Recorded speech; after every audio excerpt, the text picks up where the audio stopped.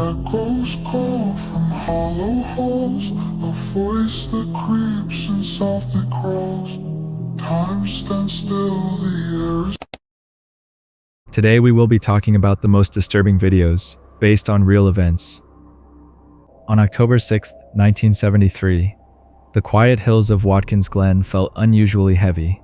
It was supposed to be a historic weekend for Jackie Stewart, the moment he captured his third world title. But everyone in the paddock felt an unspoken truth hanging in the air. This race was not about Jackie anymore. It was about the young man beside him, the one who represented the future, the one France believed would rewrite its entire racing story. Francois Sever. Francois was not just another promising driver. He was the heart of the Tyrrell team, a rising star whose potential seemed limitless. Jackie Stewart had spotted him years earlier in Formula 2. He watched him glide through corners with a mix of boldness and elegance, and immediately said, "This boy is someone to watch." That one sentence changed Francois' life. What began as admiration grew into something much deeper. Jackie became a mentor, a guide, and then something closer to an older brother. Francois eventually became part of the Stewart household, laughing at the dinner table, practicing piano in the living room, and sharing inside jokes with Jackie's children. He wasn't a teammate. He was family. By 1973, the world understood what Jackie had seen in him. Francois had matured into an extraordinary driver. 6 podiums, flawless control, and the kind of raw speed that made veterans turn their heads. With Jackie planning retirement, the entire team knew the future was clear. The Tyrrell car would soon belong to Savert, and for the first time France dared to believe it would finally have its first Formula 1 world champion. Journalists called him the Prince of France. The nation treated him like a hero in waiting. During qualifying at Watkins Glen, Francois arrived with an energy that made everyone around him smile. Just before stepping into the car, he told his mechanic, "Today is my day." There was something almost mystical in the air. It was October 6th. He was driving car number 6, chassis 006, with an engine numbered 66. Even he felt the pattern was too perfect to ignore. When he went out on track, he moved with breathtaking precision. While most drivers rushed through the S-curves in 4th gear, Francois bravely dropped to 3rd, squeezing every bit of acceleration out of the engine. It was the kind of daring technique only a driver with absolute confidence would attempt. He was pushing hard, dancing on the edge of what was possible. After a stunning lap, he pulled into the pits, shared a quiet smile with Jackie, lowered his visor, and went out again. What happened next silenced the entire circuit. As Francois approached turn 3, something in the car failed. In seconds, the machine snapped out of control. It hit one barrier, shot across the track, and struck another. At first, nobody understood how such an experienced driver in such strong form could have lost control. But the truth was far more painful. The protective barrier on the side of the road had not been fastened properly. The impact caused the metal to peel away instead of absorbing the force.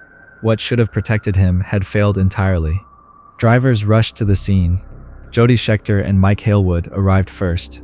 Jackie Stewart arrived moments later, running toward the wreck, only to be stopped by officials who knew he could not see what had happened. He later said it was one of the worst moments of his life. Jackie went back to the pits in complete shock. He said he would never race again. But that afternoon, he climbed into the car one more time. He drove a slow, steady lap, not for himself, but for his mechanics. He wanted them to know the accident was not their fault. Then he stepped out of the car, walked away, and quietly ended his Formula 1 career one race early. He could not celebrate his 100th Grand Prix start. He had lost his closest friend. A strange story later resurfaced. Years earlier, Francois' girlfriend had visited a psychic, who predicted she would meet a man with blue eyes connected to the sea. Someone who would bring her great happiness but would not live to see his 30th birthday. She dismissed it until she met Francois years later, and he revealed that he too had visited a clairvoyant who predicted he would find great fame but would not reach 30.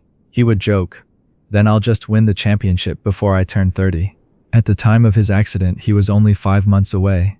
Grief could have broken Jackie Stewart, but instead he turned it into purpose. He vowed that what happened to Francois would never happen again. He became the loudest voice for safety in a sport that had long ignored danger. He fought for stronger barriers, full-face helmets, trained medical teams, and better track design. Drivers resisted at first. Some called him overly cautious, but Jackie persisted because he had stood on the wrong side of too many tragedies. His efforts transformed Formula One forever. Today, the sport's safety systems save lives regularly. And every time a driver walks away from a crash, part of the credit belongs to Jackie Stewart and to the friend he refused to forget. Francois Savert's legacy is not just the talent he showed, but the change his story forced the world to make. He raced with brilliance, lived with charm, and inspired reforms that still protect drivers today. And to Jackie Stewart, he will always be the younger brother he lost but never stopped honoring. Before we go any further, I just want to ask you for a small favor. If you're enjoying the video so far, please give it a like. And if you haven't subscribed yet, now's the perfect time. We are pushing to hit 200,000 subscribers before the year ends. It feels impossible, but I know we can achieve it together because your support has been unreal. I know you'll subscribe, so without wasting more time, let's get back to the video. On November 29th, 2020, the Bahrain Grand Prix began under bright desert lights. No one knew they were seconds away from witnessing something the sport had not seen in decades. Grosjean was still pushing, scanning for gaps. And then, he saw one on the right side of the track. A momentary opening, a split-second decision. He turned toward it. But at the exact same moment he moved over, Daniel Kvyat's front wheel appeared beside him. The impact was small. The consequences were enormous. Grosjean's car snapped to the right at a speed that left no margin for correction. 160 miles per hour. The Haas car speared toward the metal barriers that lined the circuit. There was no time for the commentators to react. No time for the cameras to catch up. Just a blinding flash as the car hit the barrier, with a force beyond anything the human body should experience. The front half of Grosjean's car disappeared into a fireball so large that even veteran broadcasters fell silent. Flames towered above the barrier. A heavy plume of smoke rose into the night sky. Nobody could see the driver. Nobody could see the survival cell. Out at the crash site, the medical car had arrived almost instantly. Dr. Ian Roberts and driver Alan van der Merwe jumped out and ran toward the flames without hesitation. They could see the barrier crushed inward. They could see the fire still surging. What they could not see was any sign of a man inside. And then something unbelievable happened. Romain Grosjean had somehow escaped the wreck, climbed out of the fire, and stepped into the visible world again. Later investigations showed what saved him. The halo, once controversial, held the barrier back from crushing the cockpit. The survival cell stayed intact. And modern racing safety, built through years of painful lessons, gave Grosjean those extra seconds to escape. That night changed Formula One forever. It was the rare moment when the world saw the danger of the sport and the strength of its safety in the same breath. A crash that once would have ended in tragedy, instead became a story of survival beyond imagination. Romain Grosjean walked away from a wall of fire, and around the world people whispered the same word as they watched him rise through the flames: miracle. On October 21st, 2021, the afternoon in downtown San Diego looked ordinary from the outside. Inside the Spire luxury apartments, security cameras watched people come and go the way they always did. At around 2:50 in the afternoon, those cameras captured 29-year-old TikTok star Ali Abulaban walking into the parking garage. He moved with purpose, but no visible panic. A few moments later, another camera inside the building showed him stepping into the elevator, riding up toward the 35th floor where his wife Anna lived. In the footage, he looks calm, still, almost polite, even exchanging a casual smile with neighbors. If you did not know what was about to happen, you would never guess this was the final walk of a man who had already decided to destroy 2 lives. But that decision did not appear out of nowhere. The months before that day were filled with warning signs, and most of them unfolded in public. Go back to September 8th, 2021. San Diego dispatchers received a call from the same high-rise. On the line was Anna Abulaban. Her voice was controlled, but you could hear the strain behind it. She told the dispatcher her husband had pushed her during an argument. She was scared of how quickly his temper could shift. San Diego Emergency, this is dispatcher 8854. Can you please send the police on 1475 Island Avenue? Okay, what is your name? My name's Anna Abulaban. Are you having a fight with a spouse or a boyfriend? Yes. At one time, their story had looked almost picture perfect. Anna Marie was originally from the Philippines. Raised in Okinawa, known online as warm and soft-spoken. Ali grew up between New York and Virginia, later joining the United States Air Force. They met in Okinawa in 2014 while he was stationed there. They fell in love quickly, married, and had a daughter. For a while, they lived the steady life of a young military family. When Ali left the Air Force, they moved to San Diego and settled into a luxury high-rise. Online, they looked like the dream. A stylish couple, a beautiful child, a city skyline behind them, and a growing social media following. While she stayed on the phone asking for help, Ali went live on TikTok. Instead of calming down, he mocked her, turned the fight into content, and painted himself as the victim to thousands of viewers. When he realized police were on their way, he stormed out of the apartment, still ranting into his stream. Yes. And Did he hit you? It's physical. Yes, no. Has he been taking narcotics? Is that why you're having the fight, or? Yes. I'm still here. I'm waiting for someone to be assigned. Are you okay? Yeah, I'm okay. Yeah, just don't say anything to him. That way he doesn't flare up again. Oh, great. You were on the phone with police while I said that? Wow. I thought you were done with the phone call. Okay, great. Are we on speaker? Yes, ma'am. Can you take me off the speaker, please? Yes. Officers arrived minutes later, photographed Anna's injuries, documented the scene, and told her she could request a restraining order. She chose not to. Like many people trapped inside a toxic relationship, part of her still hoped the man she married could return. Then Ali's fame exploded. In late 2019, he launched the character Jin Kid, building huge popularity with dramatic impressions and over-the-top comedy skits inspired by video games and gangster films. His TikTok account grew toward 1 million followers. Anna and their daughter appeared in some clips. To strangers watching, they seemed playful, successful, and close. Behind that shiny screen, the marriage was breaking. Friends and neighbors later described arguments that grew louder, sharper, and more frequent. Police records show multiple calls to the apartment in the months between July and October 2021. Ali became intensely jealous and controlling. He accused Anna of cheating even while he had outside relationships himself. He began recording her without consent, posting rants online, and humiliating her in front of an audience that did not understand the full story.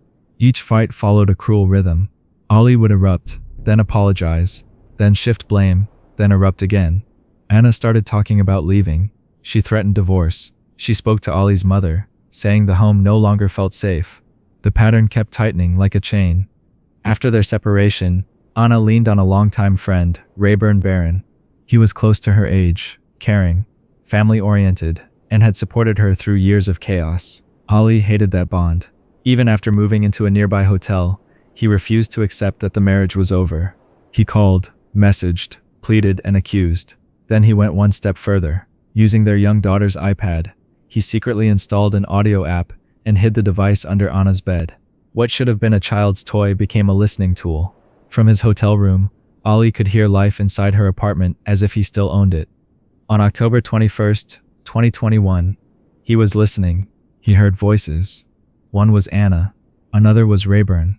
To Ali, that was confirmation of betrayal, even though the marriage had already ended. In that moment, jealousy turned into something far darker. He grabbed a gun, left the hotel, and drove to the Spire Apartments.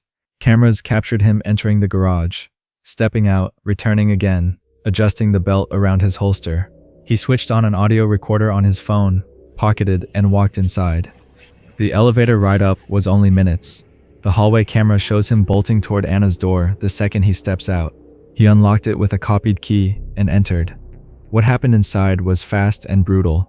Ali shot Rayburn, then turned and shot Anna. Both died there. He took photographs of the scene and sent them to people close to him, as if he were still performing for an audience. Then he walked out, rode the elevator down with other residents, and left the building like nothing had happened. About 20 minutes later, he called 911, pretending he had just discovered the bodies. But the building's cameras told the real story. Officers forced entry, found both victims, and immediately pulled surveillance footage. They identified Ali, his car, and his route. A citywide alert went out. Ali had already picked up his daughter from school, but police tracked him quickly and arrested him during a traffic stop without harming the child. Investigators later pieced together the entire timeline. The hidden audio app, the copied keycard, the recorded elevator ride, the messages, the threats, the clear path on camera. In court, Ali tried to frame it as an impulsive act, but prosecutors showed it was planned. The jury agreed. He was convicted of first-degree murder and sentenced to life without parole, plus additional years. It is a case that still chills people, because the warning signs were visible long before that elevator ride. The danger was there in plain sight, buried under fame, performance, and a public mask that finally cracked on October 21st, 2021. In February of 2024, Mahogany Jackson was 20 years old, a young mother in Birmingham, Alabama, trying to reshape her life for herself and her 3-year-old daughter, Nydia. She loved pink, dreamed of becoming a cosmetologist, and was working to leave risky circles behind. Friends say her world revolved around her little girl and the future she wanted to build. But the past did not let go easily. In the weeks before her death, a gun was stolen from Mahogany, and she believed she knew who had taken it. To her, it was not only theft, it was a challenge to her safety and respect. In a place where reputation can decide who gets targeted next, she felt she had to stand firm. So on February 24, 2024, she decided to confront 24-year-old Brandon Pope, a man she knew from her social circle. Mahogany went to meet him, determined to get her property back. Witnesses later said she demanded the gun, and, in front of his friends, humiliated him by forcing him to strip to his underwear at gunpoint. She made it clear that nobody could take from her without consequences. After getting the gun back, she left, likely thinking the matter was settled. In her mind, she had drawn a line, and the message was delivered. But for Brandon, the embarrassment felt like a public defeat he could not accept. People around him had watched a young woman make him look powerless, and that shame burned in a way he could not hide. After Mahogany walked away, his pride turned into rage. He gathered friends and associates and told them to do something to her. That order turned a dispute into a revenge plan.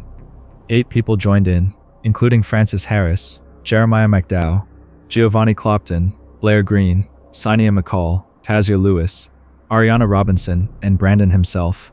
These were not strangers. They were people Mahogany knew, people she had been around and once trusted. That is what makes this case so haunting. The danger did not come from some shadowy outsider.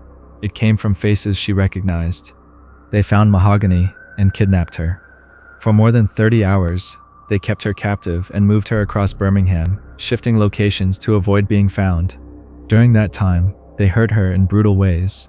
Police later described the abuse as extreme, both physical and emotional. Out of respect for Mahogany, and to keep this story safe for all viewers, the specific details do not need repeating. What matters is that she endured cruelty no one should ever face, and the people doing it were the very ones who had once been within her circle. Through the long night and into the next morning, Mahogany kept searching for a chance to survive. She thought about her daughter and waited for any moment when their attention slipped. On February 25, 2024, at 7:46 in the morning, she saw that opening. She grabbed her phone and texted her mother, Gail.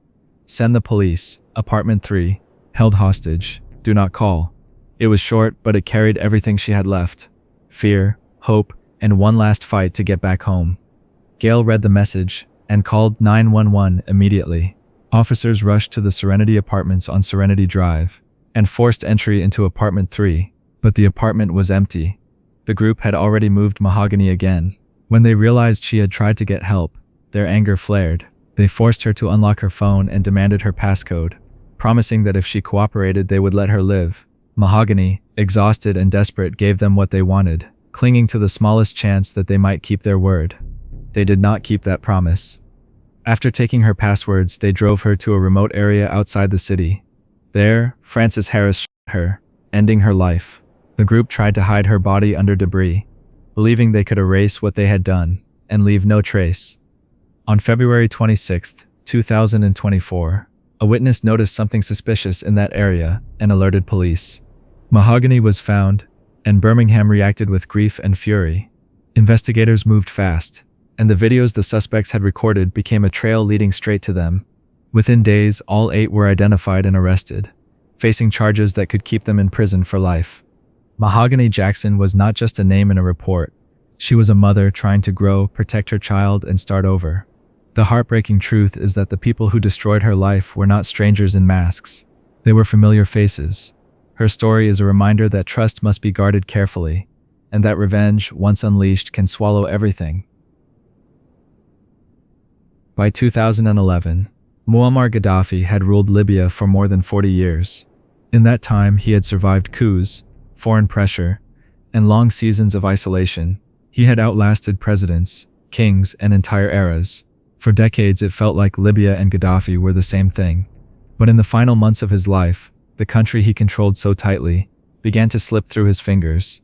Streets once quiet with fear, filled with voices. Cities that had lived under one man's shadow for generations turned into battlegrounds, and the ruler who had always staged his power from palaces and parades met his end on the ground, surrounded, exhausted, and unable to escape the tide he once believed he could crush. Gaddafi's story began far from power. He was born in 1942 in a desert camp near Sirte, raised in a poor Bedouin family, and shaped by hardship and ambition. He joined the military young, studied in Libya and later in the United Kingdom, and returned home with a fierce belief that Libya should belong to Libyans alone. In 1969, at just 27 years old, he led a bloodless coup that toppled King Idris. Overnight, he became the face of a new Libya. He shut down United States and British bases, nationalized oil, and promised equality and dignity. He created a system he called the Jamahiriya, rule of the masses. But in practice, every major decision flowed back to him. Over the years, his rule grew heavier. Political parties were banned, speech was watched, dissent carried consequences, oil wealth poured into the country, but many Libyans felt it was trapped in the hands of a small elite. Abroad, Gaddafi became a global symbol of defiance and danger.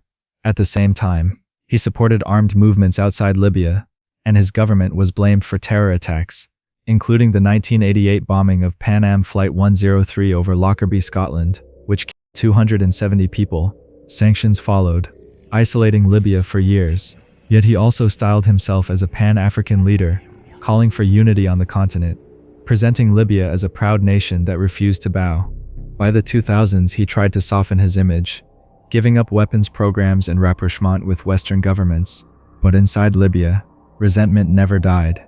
The control, the corruption, and the broken promises sat under the surface like dry grass waiting for a spark. That spark came in February of 2011. Across the region, people were rising against old rulers.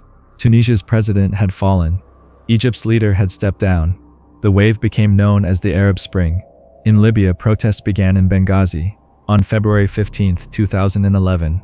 After the arrest of human rights lawyer Fadi Terbil, families of prisoners killed in the Abu Salim prison massacre of 1996 gathered outside a police station, demanding answers and justice. Their numbers grew quickly. By February 17th, the day of rage, thousands flooded streets in Benghazi, Beta, Tobruk, and Derna. They were not only protesting one arrest, they were protesting 40 years of silence. The government answered with force. Instead of scaring the revolt into submission, the crackdown widened. Soldiers defected rather than shoot civilians. Police stations were overrun. Weapons were seized. On February 27th, opposition leaders formed the National Transitional Council in Benghazi, calling themselves the voice of a new Libya. Gaddafi still held Tripoli and the West, with loyal brigades, tanks, and hired fighters. His forces pushed east, using heavy weapons and air power, and fear spread that Benghazi could face a massacre if the regime reached it. On March 12th, the Arab League called for a no-fly zone. On March 17th, the United Nations Security Council passed Resolution 1973, authorizing all necessary measures to protect civilians. On March 19th, airstrikes began. NATO soon took command, targeting loyalist airbases, convoys, and armored columns. Over months, Gaddafi's forces weakened, and rebel fronts began closing in from Misrata, the western mountains, and the east. By late August 2011, Tripoli fell. Rebels stormed Bab el-Azizia, the compound that had symbolized his rule for 4 decades. Inside, they found abandoned rooms, scattered documents, and signs of a hurried exit. Gaddafi was gone. While some of his family fled to Algeria and Niger, he refused to leave Libya. To abandon the country he believed would be to accept defeat. Instead, he retreated towards Sirte, his hometown, relying on loyal tribal networks and a shrinking inner circle. Sirte became his last fortress. The city was surrounded and battered through September, and into October, supplies thinned. Communications went quiet. NATO drones searched constantly overhead. Gaddafi moved between hideouts, no longer the confident figure seen on state television, but a man worn down by siege, hunger, stress, and the collapse of everything he had built. Still, he would not surrender. On the night of October 19th, 2011, he chose one final escape. A convoy of more than 50 vehicles attempted to slip out under darkness. Headlights off, hoping to reach the desert routes south. NATO surveillance spotted the movement. On the morning of October 20th, airstrikes hit both ends of the convoy, trapping it. Vehicles burned, fighters scattered. Gaddafi, his son Mutasim, and a few guards fled on foot and hid in a concrete drainage pipe near the road. Rebel fighters from Misrata arrived soon after. Following the trail of wreckage, they found the hideout, pulled Gaddafi out, and took him into custody. Crowds gathered quickly, driven by years of grief and rage. In the chaos, Gaddafi was beaten and then shot. The exact moment and who fired the fatal shot remained disputed, but by early afternoon he was dead at 69. On October 23, 2011, the National Transitional Council declared the war ended. 2 days later, Gaddafi was buried in a secret desert grave. His final images, recorded by phones and carried worldwide, closed one of the longest and most polarizing chapters in modern Arab politics. Not with a courtroom verdict, but with a country finally breaking free of a man who once seemed unmovable. It was the middle of December 1989, a bitterly cold morning in Bucharest, and Palace Square had been filled long before sunrise. More than 50,000 people stood shoulder to shoulder, many dragged straight from their schools, factories, and offices. Some had been out there for 5 hours, shivering in the winter wind. Unable to leave, they were waiting for one man, Nicolae Ceausescu, the ruler who had controlled Romania with absolute authority for nearly a quarter of a century. Days earlier, protests had erupted in the city of Timișoara, after a local priest spoke out against Ceausescu's regime. When residents defended him from arrest, security forces opened fire. Word traveled fast. News of the violence moved from town to town, and by the time Ceausescu stepped out onto his balcony in Bucharest, the entire country was holding its breath. Determined to reclaim control, Ceausescu called for a grand rally to be broadcast live on national television. He expected the crowd to cheer for him. Instead, his biggest mistake unfolded in front of millions. When he appeared on the balcony, the sound of cheers thundered across the square. But something was wrong. The people were stiff and silent, barely moving at all. The noise came from giant speakers blasting a pre-recorded soundtrack meant to mimic support. Only the loyalists placed near the front pretended to clap. Everyone else stood frozen. Ceausescu began his speech, trying to show confidence. For a moment, everything seemed to follow the script. But suddenly, screams rose from deep within the crowd. Sharp, uncontrolled, unmistakably real. His wife Elena panicked and shouted that someone was shooting. A bodyguard warned that protesters had broken through barricades and were rushing toward the Central Committee building. The cameraman, under strict orders, tilted the broadcast toward the sky so viewers wouldn't see what was happening below. But the energy on the balcony had already changed. Protesters reached the base of the building, shouting up at the dictator who had commanded their lives for decades. Ceausescu tried to calm them, insisting the disruption was a provocation, but the controlled illusion he had relied on for so long was gone. Even after the crowd was briefly pushed back by security forces, the moment could not be repaired. Ceausescu continued the speech, announcing sudden wage increases and benefits, but his words no longer mattered. The spell had broken.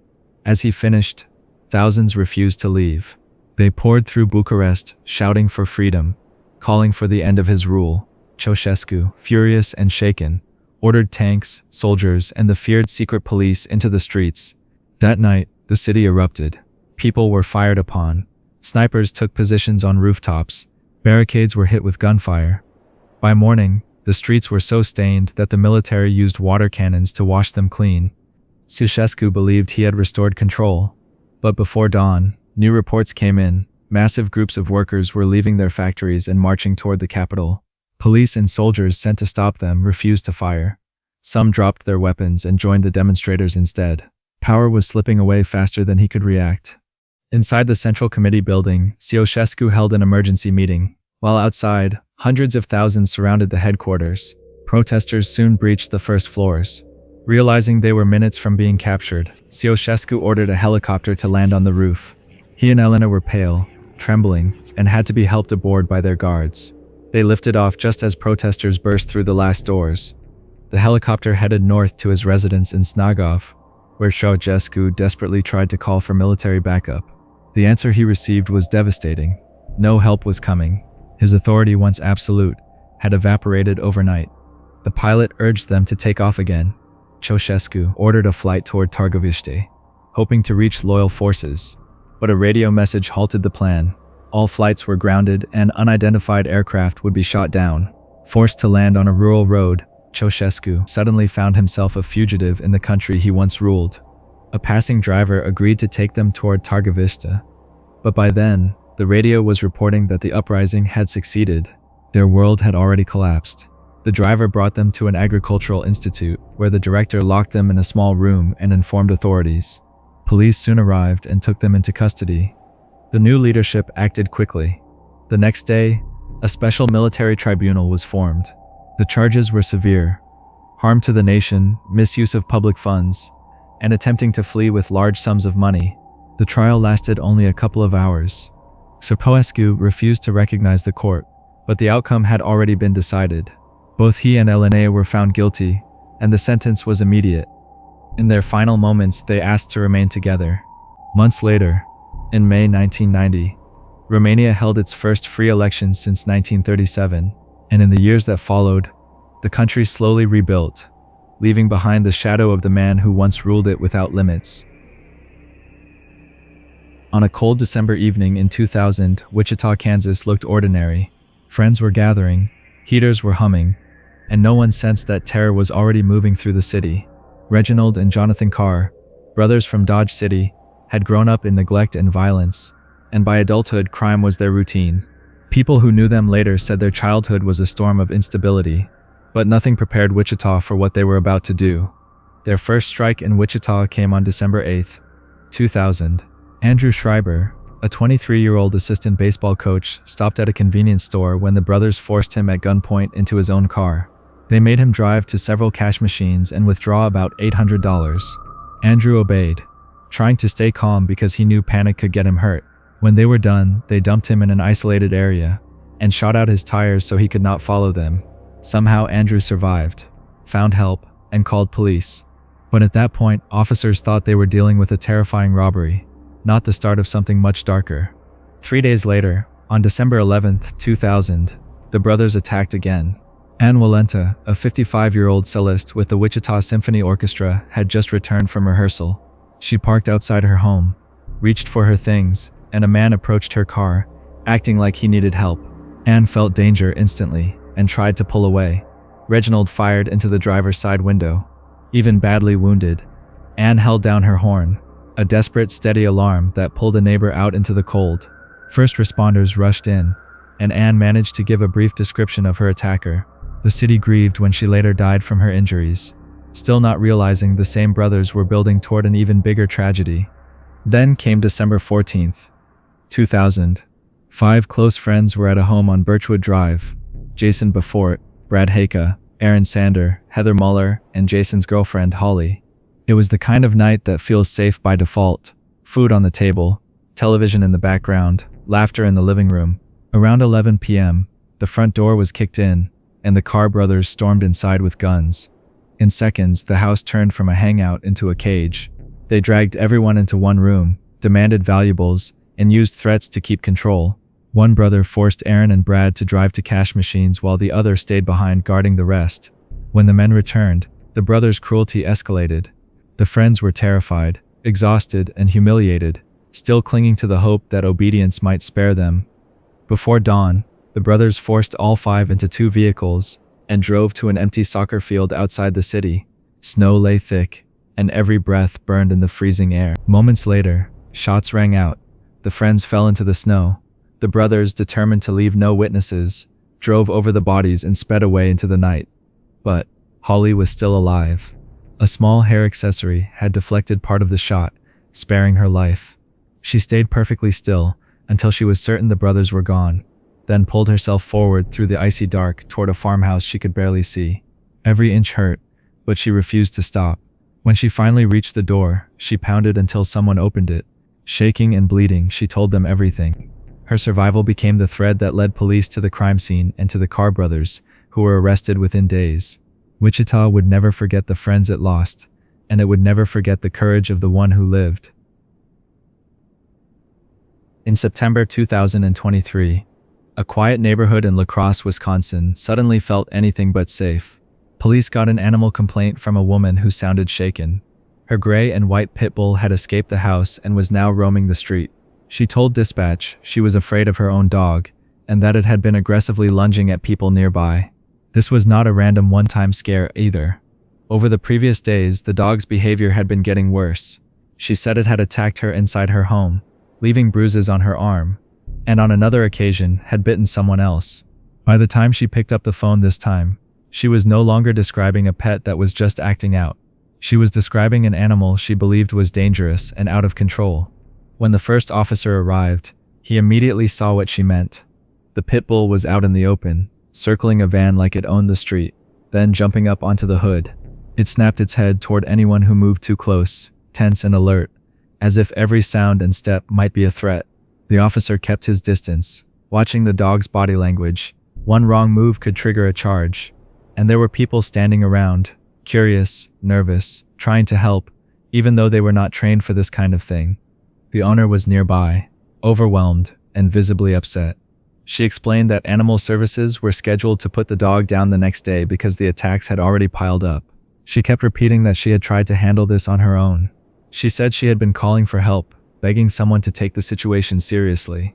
Earlier, in desperation, she had mixed sedating medicine into food, hoping it would calm the dog long enough to get him safely contained. But instead of settling down, the dog seemed more agitated, like his system was fighting the medicine instead of accepting it. Her voice carried that exhausted mix of fear and frustration you hear when someone feels like they have lost control of something they once loved. For a short stretch, the dog stayed up on the van, pacing and looking down at the street. The officer called for backup and asked for an animal snare pole, the long looped tool used to secure a dog from a distance. Until it arrived, all he could do was hold the line, scan the crowd, and keep people back. He was calm, but you could tell he was calculating every second. The dog was unpredictable, the crowd was unpredictable, and the longer this dragged on, the more likely somebody would get hurt. Then the dog jumped down. A male bystander had stepped forward, thinking he could help. He was close to the van, talking softly, maybe believing the dog would listen to a calm voice. But the pit bull snapped into motion. In a blink, it charged and latched onto the man. The bystander stumbled, yelling in shock. The officer rushed in, forcing the dog off and pulling the man away. He checked quickly for bleeding and tried to keep the man steady. The bite was serious, but the bystander was still standing, still breathing, still in the moment. The officer radioed the update, because now the situation had shifted. This was no longer just a dog loose in the street. This was a proven, active threat. Backup arrived with the snare, and the two officers started talking through their next move. They needed to control the dog without making it worse. The owner tried to step in again, calling the dog by name and reaching for a leash. But the pit bull was overstimulated and locked into survival mode. As she moved, the dog turned sharply and lunged toward one of the officers. The officer lost his footing, and the dog bit down on his arm. The sound of that bite cut through the air. The officer shouted and pulled back, clutching his arm as the dog snapped and shook before releasing and backing off. Everyone froze for a split second. The crowd gasped. The owner screamed, and the officers had to make a quick call. Pepper spray was used to stop the next charge and create space. The dog recoiled, blinking and shaking its head. But it did not run. It paced in tight circles, still keyed up, still ready to attack if anyone rushed it again. At this point, the officers focused on one thing: public safety. They ordered everyone to step back. They warned the owner not to approach. They told the bystander who had already been bitten to stay out of reach. Emotions were boiling over, but the officers kept trying to slow the scene down, because panic can turn a bad moment into a disaster. They made it clear that if the dog charged again, they might have to use force. Nobody wanted that outcome, but nobody could ignore the danger either. The standoff continued in tense bursts, step by step, until they managed to guide the dog toward the animal control van. The snare pole finally found a secure hold. The dog fought it, twisting and pulling. But the officers stayed steady, moving slowly, talking to each other the whole time. With careful coordination, They kept the dog from slipping free and got him into containment. Even then, he was not calm. Humane Society staff later had to administer multiple sedative doses before they could safely remove him from the kennel, because he remained hostile and fearful even while confined. Afterward, police confirmed the dog had a valid rabies vaccine, but did not have a city license, so citations were issued for the dog being at large and unlicensed. Officers contacted the veterinary clinic familiar with the dog's history. The veterinarian told them this was not a sudden change. The dog had a long record of serious behavioral issues, and humane euthanasia had been recommended more than a year earlier. With repeated attacks and injuries to multiple people, that recommendation was carried out by the Humane Society. The bitten officer was transported to the hospital for treatment, and the male bystander drove himself in for evaluation. What began as a single call about a loose dog ended in a chaotic and heartbreaking scene, a reminder that warning signs matter, and that when an animal becomes unstable and aggressive, every second counts for the safety of everyone nearby. What happened that night didn't come out of nowhere. It felt like the final chapter in a story Dylan Dennis had been writing for years, mostly with his phone, mostly online, and mostly aimed at the same group of people. A long trail of taunts and personal jokes about Islam Makhachev, Khabib Nurmagomedov, Ali Abdelaziz, and the men who stand with them. Not playful trash talk, but the kind that touches on family, culture, and religion. Things many fighters will tolerate in the cage, but never in real life. That is the part that makes the next detail so explosive. Dennis didn't just show up to the UFC event quietly. He didn't sit in a neutral section. He walked straight into the fighter area, into the seats reserved for the very same people he had been provoking for half a decade. One of the speakers even says it felt like he walked into the storm he created, like someone lighting a match and then stepping directly into the room filled with smoke. Inside the arena, the energy shifted before anyone even realized why. One person remembers hearing a loud roar break out behind the commentary desk, so loud he assumed a celebrity had entered. But then he noticed Daniel Cormier, who was live on camera, constantly turning around mid-broadcast. When a veteran like Cormier can't keep his eyes forward, something serious is happening. And then the video clips started hitting social media. Bodies tumbling, security wrestling with a wave of people, a mass of arms and jackets collapsing against the barriers. In the center of it all, Dylan Dennis being swarmed, pulled, grabbed, struck from different angles as security tried to peel people off. The panel says he tried to fire back with a few shots of his own, but it didn't matter. There were just too many hands, too much history, and too much resentment exploding all at once. From the Dagestan side, one voice puts it in straightforward terms. If you spend years attacking people from a distance, you eventually have to answer for it up close. These men, he says, are respectful, disciplined, and calm, until someone crosses the lines they consider sacred. And once you cross those lines, they don't forget. They wait. They watch. And when you step into their space pretending none of it happened, they treat that like an invitation to settle the score. Even the speakers who say the scuffle went too far still admit they understand why it happened. They point back to the Khabib versus Conor feud in 2018, reminding everyone that the only time Khabib ever lost control was after months of deeply personal attacks. In their eyes, Dennis has been doing the same thing, pushing and pushing and pushing until someone finally pushed back. Things escalated so quickly that security detained Dennis and escorted him out. Some voices say he was briefly placed under arrest. Others say he was simply dragged out of the building.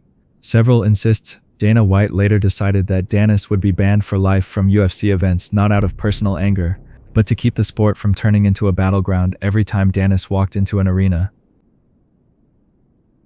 When people look back at Saddam Hussein's rule, most remember the wars, the fear, and the harsh punishments carried out by the regime. But inside the palaces, far from the speeches and military parades, a quieter and more personal terror was unfolding. It wasn't carried out by the dictator himself, but by his eldest son, Uday Hussein, a man whose name alone could silence a room. To ordinary Iraqis, Uday was known as the Devil's Prince, a figure wrapped in luxury but fueled by a kind of cruelty that left scars across Baghdad for decades. Uday was born in the year 1964, the firstborn and the child expected to inherit Saddam's legacy. From the moment he could speak, he was treated as though the world belonged to him. Teachers were terrified of upsetting him. Guards jumped at his smallest command. Servants rushed to satisfy every whim. And from that environment of constant praise and zero consequences, a monster slowly took shape. By his teenage years, Uday carried pistols to school like they were accessories, flashing them with a grin because he knew no one would ever dare challenge him.